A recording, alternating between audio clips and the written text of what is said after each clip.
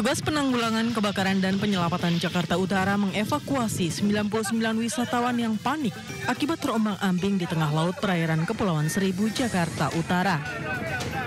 Kapal motor Rindu Alam yang ditumpangi para wisatawan ini tiba-tiba mengalami mati mesin akibat baling-baling tersangkut jaring ikan di Pulau Sekati. Wisatawan yang berangkat dari Pelabuhan Kali Adem menuju Pulau Panggang ini terombang-ambing selama 30 menit.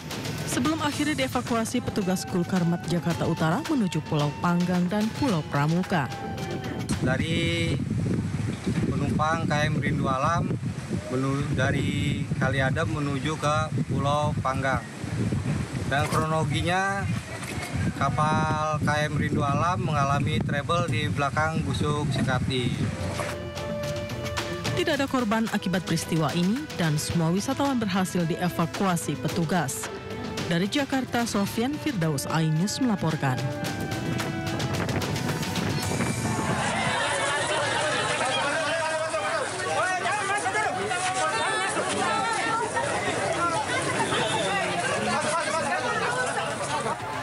Anggota Aliansi Buruh dan Buruh salah satu pabrik yang di PHK ini berupaya mencegah sejumlah buruh yang hendak bekerja di pabrik Jalan Poros Bonto Maranu, Goa, Sulawesi Selatan. Mereka mendesak para buruh pabrik untuk turut ikut dalam aksi memprotes manajemen pabrik. Kemana lagi kami memohon kalau bukan sama Bapak? Bapak adalah pelindung kami.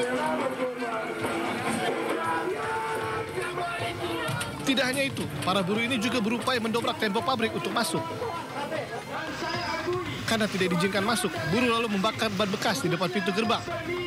Dalam aksi ini, Aliansi Buruh menolak PHK dan outsourcing yang dianggap tidak berpihak pada buruh.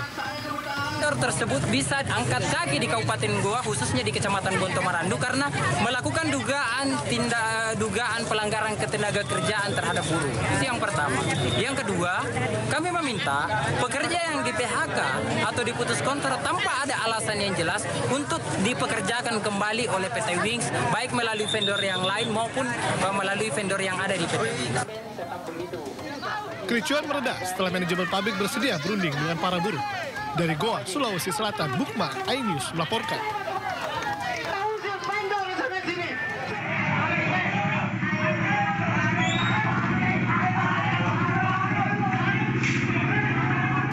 Dari rekaman CCTV rumah warga, salah satu kelompok geng motor turun menyerang kelompok lainnya dan kelompok remaja yang menjadi lawan berusaha menyerang balik.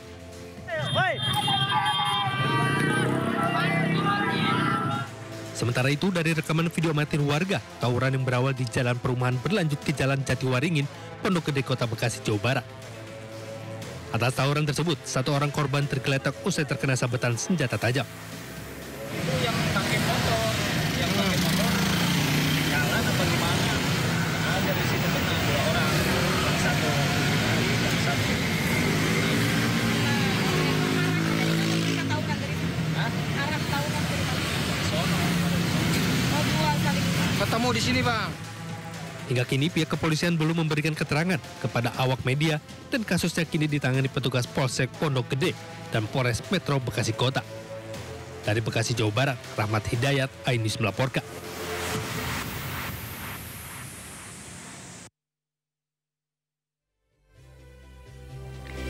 Halo, selamat siang pemirsa. Sinda Siang kembali hadir menemani aktivitas Anda. Bersama saya Sabrina Hasila, berikut berita pilihan siang ini.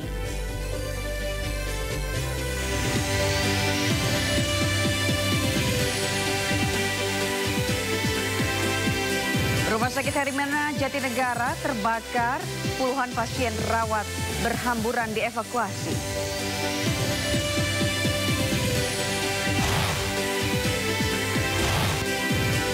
Ratusan orang tua murid memadati pendaftaran program rintisan sekolah swasta gratis di Depok, Jawa Barat.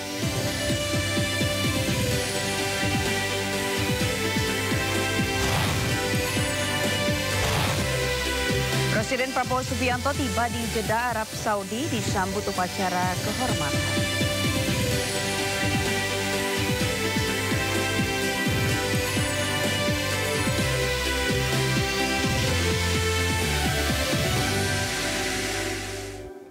Pemirsa, Rumah Sakit Hermina Jatinegara terbakar pada Rabu pagi. Puluhan pasien rawat berhamburan dievakuasi.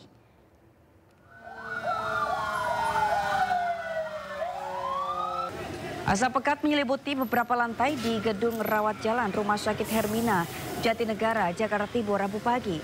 Puluhan pasien yang masih dirawat, baik menggunakan kursi roda maupun tempat tidur, panik dievakuasi keluar rumah sakit dan ke gedung unit gawat darurat. Meski api dapat dipadamkan setengah jam kemudian, namun asap tetap menyelimuti gedung rumah sakit. 10 unit mobil damkar dikerahkan untuk memadamkan api. Diduga kebakaran akibat panel listrik di ruang farmasi rumah sakit yang terbakar.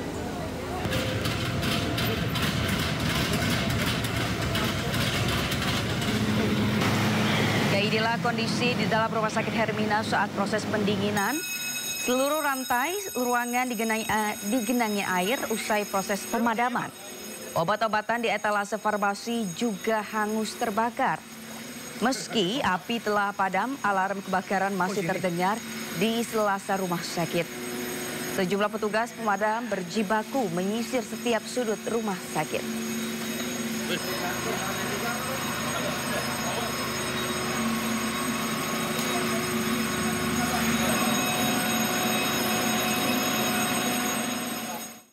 Ya, pemirsa, seperti apa situasi terkini pasca kebakaran Rumah Sakit Hermina Jatinegara serta adakah korban dalam kejadian tersebut? Sudah terhubung dengan rekan Ismalia Mei melaporkan langsung dari Rumah Sakit Jatinegara, Jakarta Timur.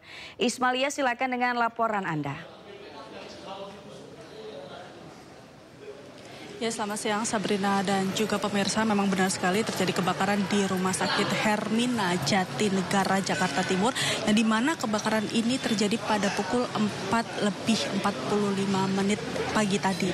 Dan jika ditanya apakah ada korban jiwa dari peristiwa kebakaran ini, memang tidak terdapat korban jiwa, namun memang tadi pasien sempat dievakuasi keluar ke teras atau ke ruangan terbuka yang berada di depan Rumah Sakit Hermina. Dan di sini memang tadi asap cukup tebal seperti itu, Sabrina. Namun memang yang kita tahu bahwa kebakaran ini terjadi pada lantai 3 yang dimana ini ada di ruang farmasi. Yang kita tahu di ruang farmasi ini banyak bahan-bahan kimia yang bahan itu mudah terbakar, sehingga tadi yang kesulitan dari pemadam kebakaran ini adalah asap tebal yang begitu mengganggu, dan harus dipastikan bahwa api benar-benar sudah tidak ada. Dan api tadi dari seluruh proses pemadaman sampai ke pendinginan ini selesai pada pukul 7.30, yang dimana ini ada sekitar 2,5 jam lamanya pemadam kebakaran ini mencoba memadamkan api yang berada di Rumah Sakit Hermina Jatinegara. Dan tadi juga kami baru saja mendapatkan informasi bahwa tim Inavis ini baru saja datang ke Rumah Sakit Hermina untuk melakukan olah TKP, namun memang masih belum ada informasi pasti seperti apa atau dugaan apa yang menjadi penyebab di kebakaran di Rumah Sakit Hermina. Dan untuk bagaimana kondisi saat ini juga untuk pengambilan obat ini juga dialihkan ke ruangan lain karena memang di ruangan farmasi tersebut sudah hangus terbakar. Dan sampai saat ini untuk di Rumah Sakit Hermina sendiri juga sudah melakukan aktivitas seperti biasa. Kembali ke Anda, Sabrina.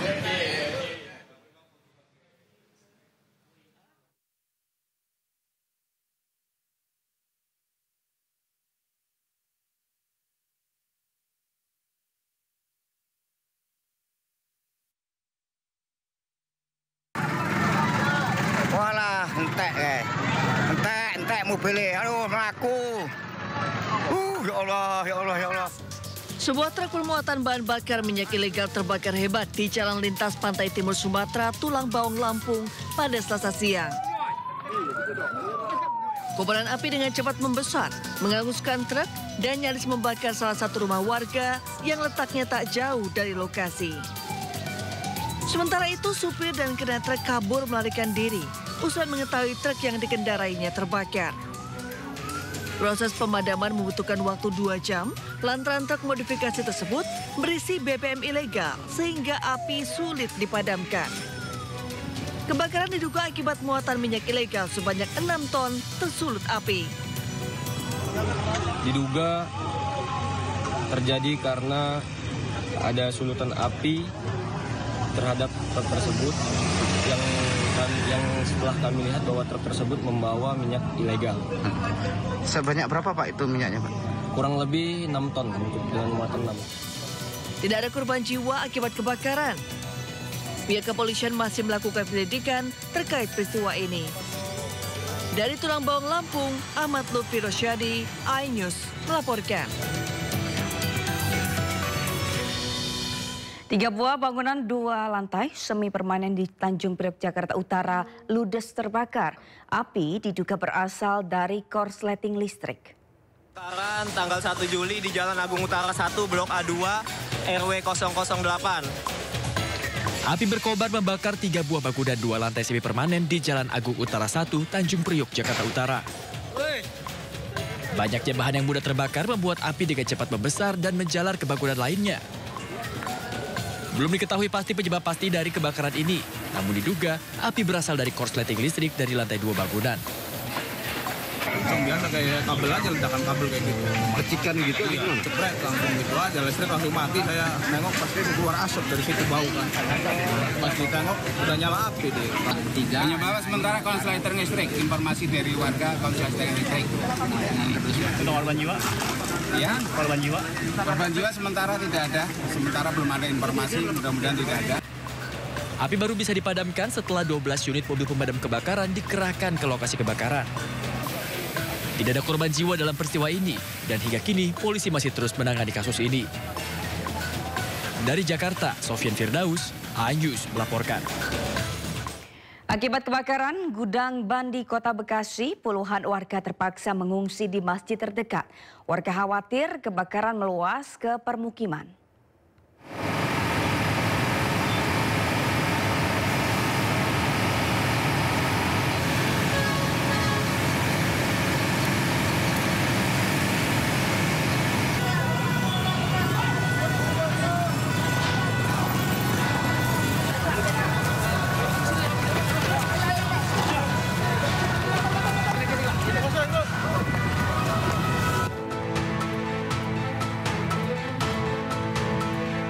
Kebakaran yang menghanguskan gudang sekaligus toko ban di Jalan Sultan Agung, Medan Satria, Kota Bekasi, Jawa Barat berhasil dipadamkan setelah 6 jam.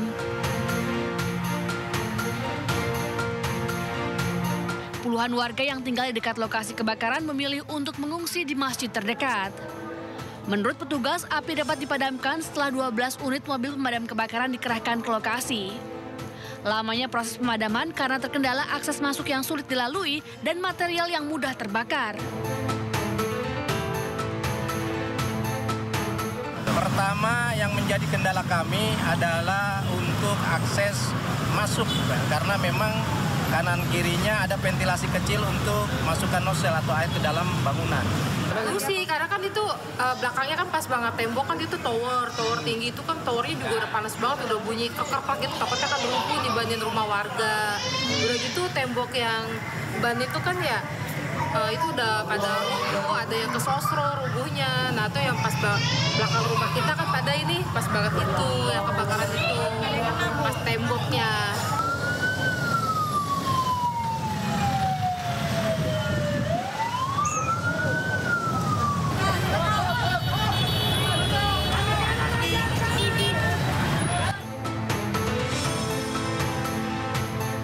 Sebelumnya, kobaran api disertai asap tebal membumbung tinggi membakar gudang sekaligus toko ban 2 sekawan di Jalan Raya Sultan Agung, Kota Bekasi pada Senin sore. Kencangnya hembusan angin ditambah banyaknya material bahan yang mudah terbakar berupa karet ban membuat api merambat ke bangunan gudang minuman ringan yang berada di sebelahnya. Saat ini polisi masih menggali keterangan sejumlah saksi dan pemilik gudang untuk mengetahui pasti penyebab kebakaran. Dari Bekasi, Jawa Barat, Rahmat Hidayat, iNews melaporkan. Puluhan orang di Sukabumi, Jawa Barat melakukan pembubaran dan pengrusakan sebuah rumah yang sedang menggelar retret.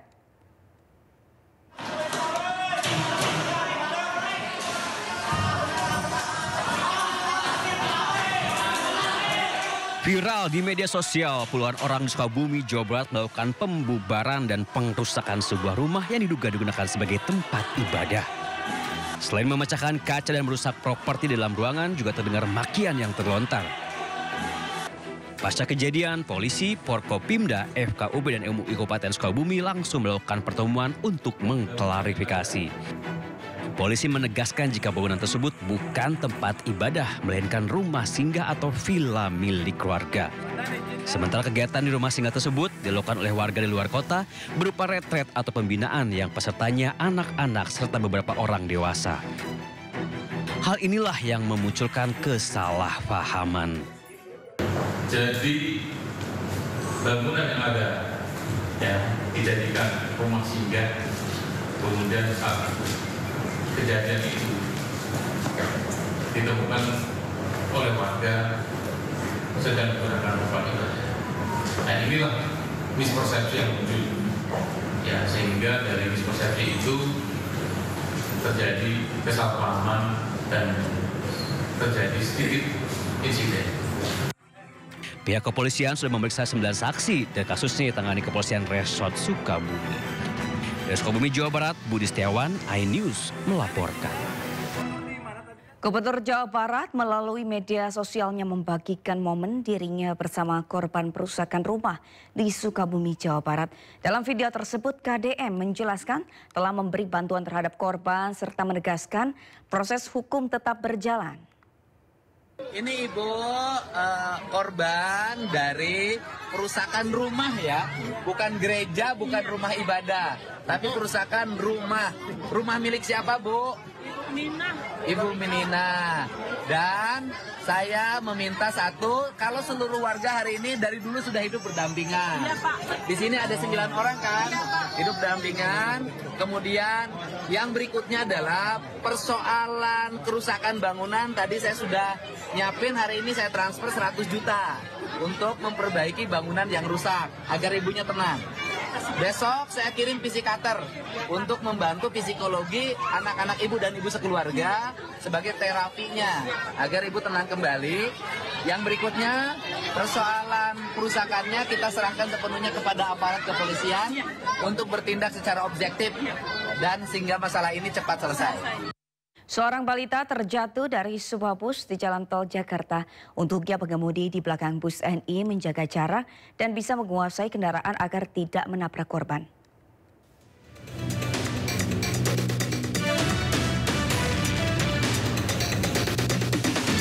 Seorang pengemudi yang telah melaju di Jalan Tol Jorjoglo Ciledug Veteran Bintaro mengalami peristiwa tak terduga, di mana seorang balita tiba-tiba terjatuh dari sebuah bus yang ada di depannya.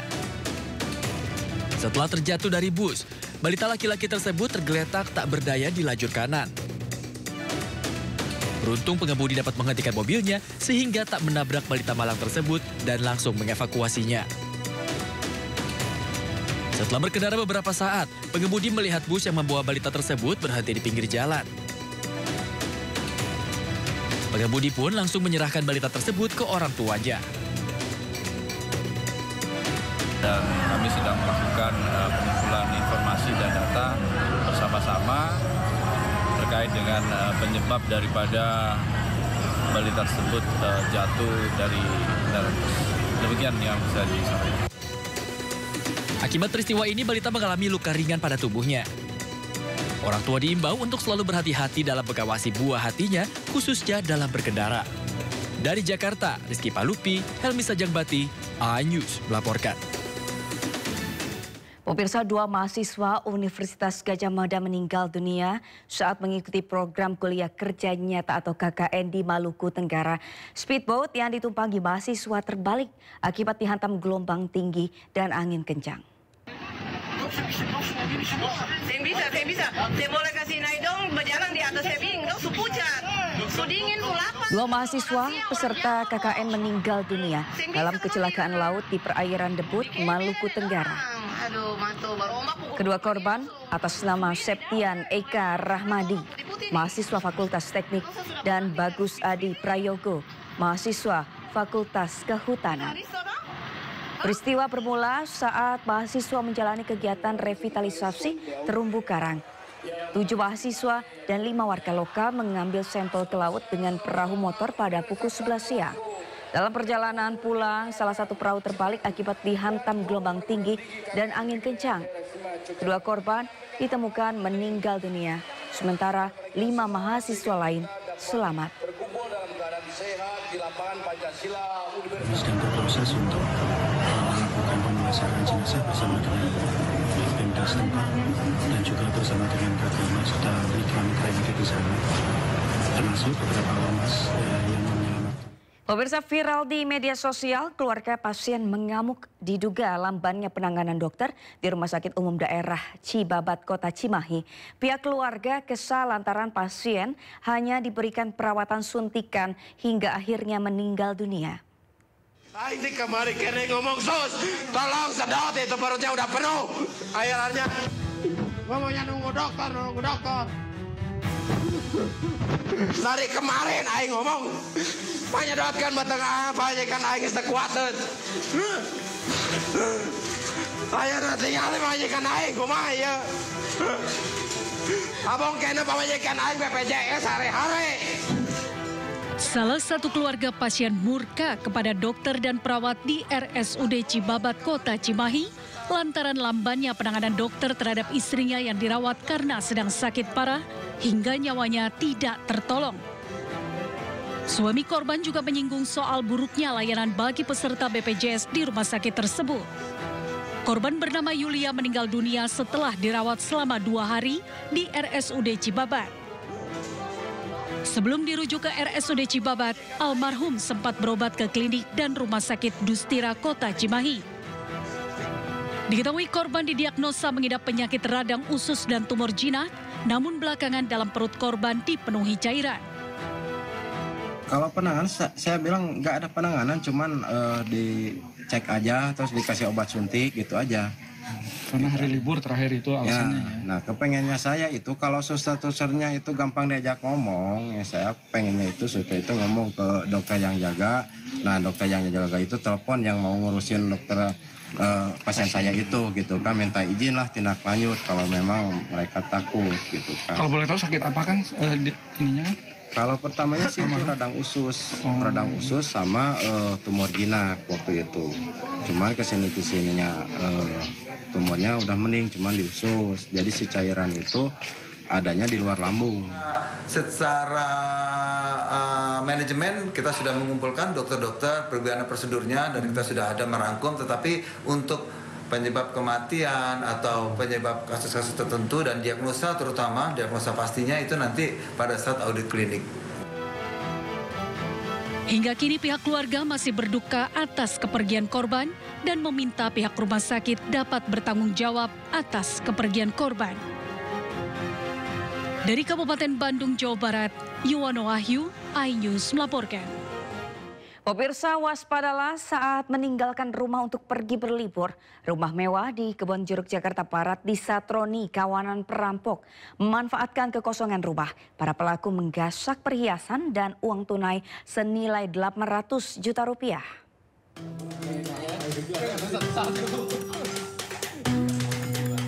Inilah detik-detik saat kawanan perampok menyatroni sebuah rumah mewah di Jalan Duri Intan Raya, Kebonjeruk, Jakarta Barat. Para pelaku mengendarai mobil berwarna hitam dan dengan santainya parkir di depan rumah yang tengah kosong ditinggal penghuninya pergi berlibur. Usai menggasak barang-barang berharga korban, para pelaku bergegas kabur dengan mobil yang dikendarainya. Setelah pulang berlibur mendapati pintu rumah dan kamar berantakan, korban langsung melaporkan peristiwa ini ke polisi. Dari hasil olah TKP, pelaku diketahui menggasak sebuah berangkas berisi perhiasan dan uang tunai dengan total kerugian 800 juta rupiah. Unit Reskrim Polsek Kebonjeruk melaksanakan olah TKP. Berangkas, ya kemudian ada perhiasan dan ada uang. Totalnya itu kira-kira berapa, Pak? Totalnya kurang lebih 800 juta. Dan saat ini sedang dilakukan pengejaran dan penangkapan. Hingga kini polisi masih mendalami rekaman CCTV dan memburu para pelaku.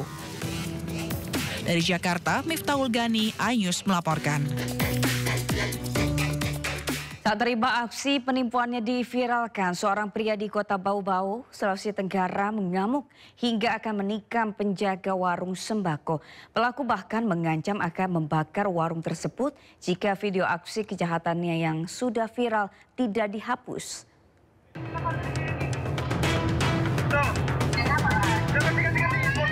Seorang pria yang diduga pelaku penipuan mengamuk di sebuah warung sembako di Kelurahan Batulo, Kota Bau-Bau, Sulawesi Tenggara. Pelaku mencabut senjata tajam jenis badik yang terselip di pinggangnya hingga nyaris menikam seorang gadis penjaga warung. Pelaku emosi lantaran tidak terima aksi penipuan yang dilakukannya beberapa waktu lalu diviralkan oleh pemilik warung. Pelaku bahkan mengancam akan membakar warung tersebut jika video kejahatannya yang sudah viral tidak dihapus. Sebelumnya, pelaku bersama komplotannya hendak menipu pemilik warung dengan modus menggunakan pembayaran kris palsu.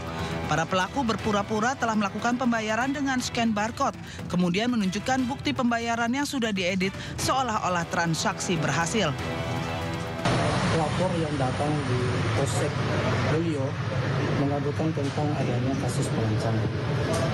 Dengan kronologi awal bahwa korban ini sementara menjaga warung sembakonya, tiba-tiba datang pelaku dengan marah-marah, kemudian mengeluarkan semacam benda tajam, mengancam kepada korban sehingga korban merasa takut. Akhirnya melaporkan ke Polsek Mulyo. Namun upaya penipuan tersebut diketahui pemilik warung dan diviralkan di media sosial. Berbekal rekaman kamera pengawas, polisi berhasil mengidentifikasi pelaku, namun pelaku telah kabur dan kini dalam pengejaran. Dari Kota Bau-Bau, Sulawesi Tenggara, Andi Eba, iNews melaporkan. Pencurian fasilitas umum kembali terjadi di Jakarta. Kali ini besi pembatas jalan di flyover Ancol Pademangan, Jakarta Utara, raib di gondol maling. Hilangnya besi ini bisa membahayakan pengguna jalan yang melintas.